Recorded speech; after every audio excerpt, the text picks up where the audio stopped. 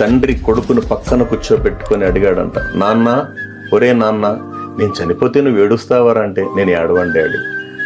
ఎందుకురా, నీకు జన్మనిచ్చినాను రా అన్నాడు. అయితే ఏంటి, నీకోసం ఎంతో త్యాగం చేశాను, చేసింటే నువ్వు మనిషి కాదు అనుకో, నువ్వు కసాయి అనుకో, నువ్వు బండరాయి అనుకో, నువ్వు విన్నాను అనుకో డాడీ అన్నాడు. అప్పుడు చెప్పాడు సార్ అబ్బాయి, చూడు డాడీ, మీరు చనిపోయిన తర్వాత నేను ఏడుస్తానో లేదో మీకు ఎలా తెలుస్తుంది డాడీ? మీరు బ్రతికుండంగా మీ కంట్లో కన్నీరు రాకుండా చూసే దమ్మున్న కొడుకు డాడీ వీడు ఉన్నాడు.